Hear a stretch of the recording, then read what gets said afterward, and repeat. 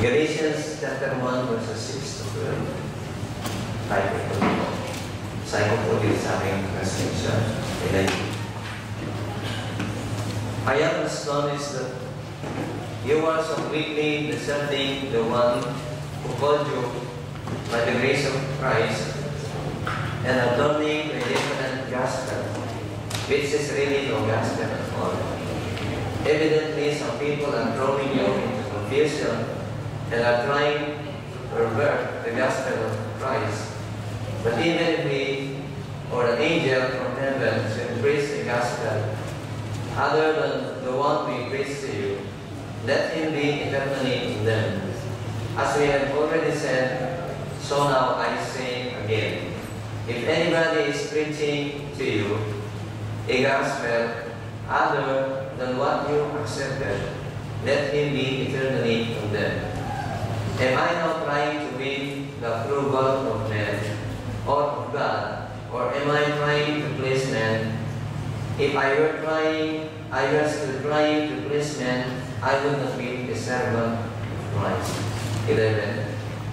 I want you to know, brothers, that the gospel I preach is not something that man made up. I did not receive it from any man, nor was I taught it. Rather, I received it by the revelation from Jesus Christ. Gusto ko mabasahin sa Tagalog para namamha ako dahil ang dalili niyong tumalikod sa Diyos, tumawag sa inyo sa pamagitan ng biyaya ni Kristo. Bumalik kayo sa inyong magandang balita na hindi naman totoo. Ang totoo, walang ibang magandang balita. Nasabi ko ito dahil may mga tao naggugulo sa inyo at gusto nilang malututin ang magandang balita tungkol kay Kristo. Sumpain naman ng Diyos ang sinuman, kami o maging isang anghel galing sa langit na mangangaral sa inyo ng magandang balita na iba kaysa sa ipinangaral namin sa inyo.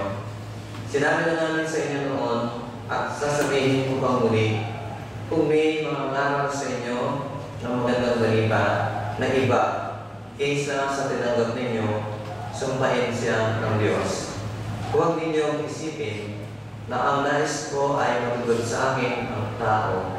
Hindi, ang nais ko ay malugod sa akin ang Diyos. Kung ang ikalulugod ng tao ang hinahanap ko, hindi ako tunay na lingkod ni Kristo. Gusto kong malaman ninyo mga kapatid na nakakonse na ang magandang balitang ipinangaral ko sa inyo ay hindi gumagawa ng tao. Verse 12, at hindi ko naman ito tinanggap o natutunan mula sa mga tao, kundi ipinahayag mismo sa akin ni Kristo.